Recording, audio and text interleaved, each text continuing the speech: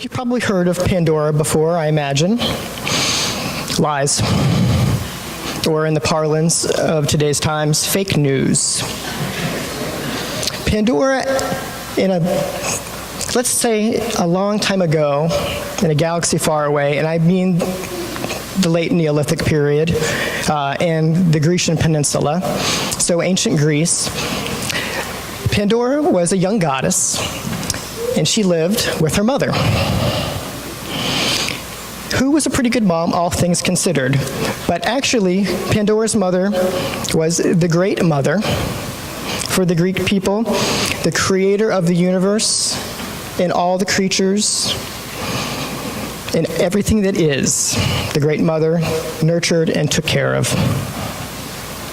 So this is a couple of thousand years before Zeus and the Olympians came on the scene.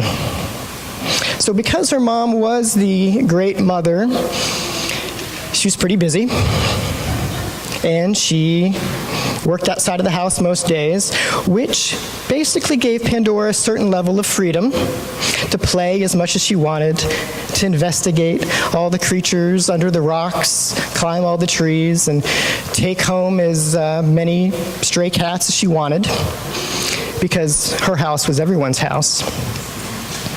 Pandora was by her nature very curious and caring. There was one thing, though, that Pandora knew that she could not do, and that was to open and look inside the golden jar that sat in the mantle in the middle of the home. She asked once, "What's inside the jar?" And her mom got kind of a squirrely look on her face and said, "Nothing of interest to you, young lady. Don't you ever open it." How that works. Pandora was skeptical. But she was reasonable, and she did her best to follow the Great Mother's rules most of the time. But one rainy afternoon, Pandora's curiosity won out over her desire to maintain the order of the universe. She stared at the golden jar on the shelf for a long time. She says, "Maybe I'll just take one peek. Mom will never know." So she opened the wax cap on the golden jar just a little. Nothing seemed to happen. So she opened it a little bit more, and all was well. And so she just peeled the whole thing off, and she peered in. But the jar looked empty. But then, before her eyes, a misty cloud began to form at the bottom of the jar, and the jar began to shake and to tremble.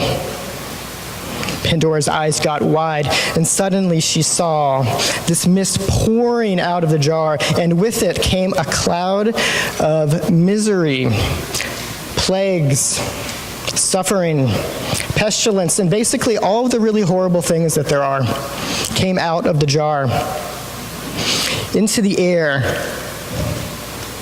and then proceeded to permeate the very fabric of the universe.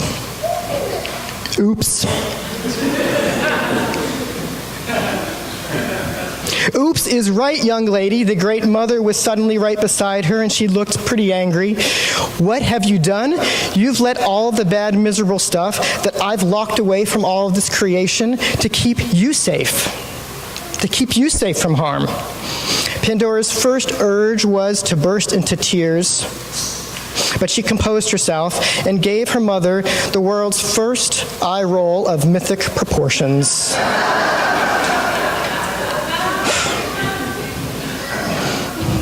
To her mother's dismay, this eye roll also integrated into the fabric of the universe. Pandora then said, "Well, if you didn't want me to find all the horrible stuff in the world that's in the jar, then why did you place the golden jar in the center of the house?" Suddenly, the jar stirred again. Something was still inside trying to get out, and Pandora's curiosity overcame her fear. Once again, she peered down into the jar to discover a beautiful butterfly. All the colors of the rainbow. It fluttered out, and both of them knew instantly that this butterfly was hope. In a flash, the butterfly integrated into the structure of the universe, counteracting all of the miseries of the world, not completely eradicating the eye roll, whose power was too great. Both Pandora and the Great Mother understood that Pandora's gift of curiosity had unleashed greater complexity into the world, but also brought hope with it, that in the worst of times, there's a way forward. So the Great Mother hugged Pandora and said, "We can handle this together. We can handle this together." So the question I ask you all to ponder today, how can we find safe and fun ways to promote curiosity in today's world? How can we honor, on a daily level, that natural desire to dig deeper into precisely those troublesome topics that we try to hide from one another? How can we honor our own golden jar?